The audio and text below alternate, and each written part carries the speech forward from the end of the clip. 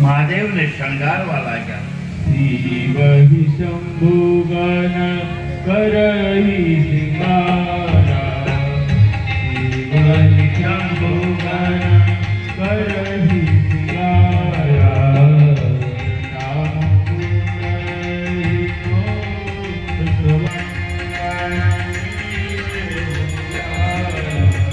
શ્રી રામ જય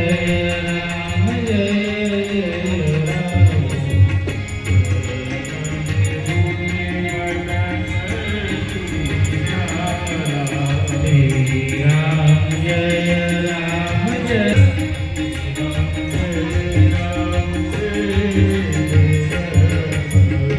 કામદેવને બાળતી વખતે જે જટા વિખેરાઈ ગઈ હતી એ ગણોએ ભેગી કરી અને માંથી ભસ્મ લાવી મહાદેવના આખા શરીર ઉપર ભસ્મનું લેપન કર્યું છે.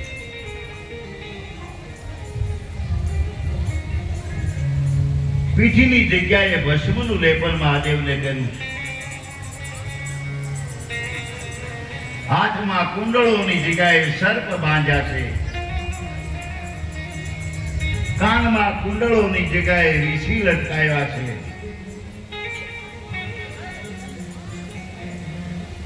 યજ્ઞ પર્વતની જગ્યાએ નાના નાના સર્પો વીટી દીધા છે.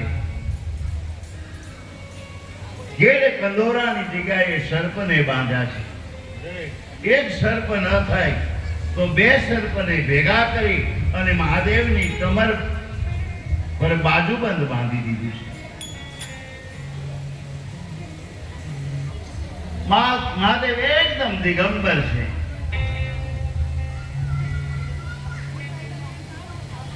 મહાદેવને વિનંતી કરી અને મહાદેવના કેળ ઉપર મૃગ ચર્મ વીંટાળાયું છે. હાથમાં ત્રિશૂળ છે, એક હાથમાં ડમરું છે.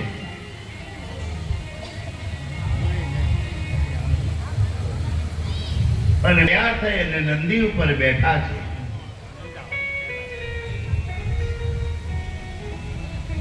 દુનિયાના તમામ વરરાજા કરતા પણ આ વરરાજો અલગ છે.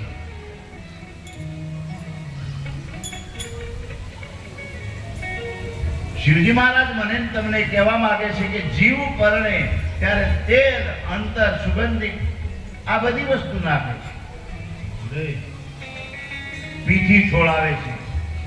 અને જ્યારે શિવ પરણે ત્યારે પીઠીની જગ્યાએ ભસ્મ છોડાવે છે. અહીંયા શરીરને સ્થાન નથી આપવામાં આવ્યું. શંકર ભગવાન મને તમને કહેવા માંગે છે કે આ જે શરીર છે એ બળીને ભસ્મ થવાનું છે.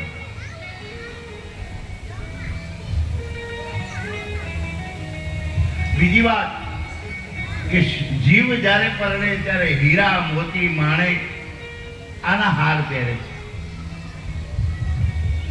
સોના ચાંદીના ઘરેણા પહેરે છે.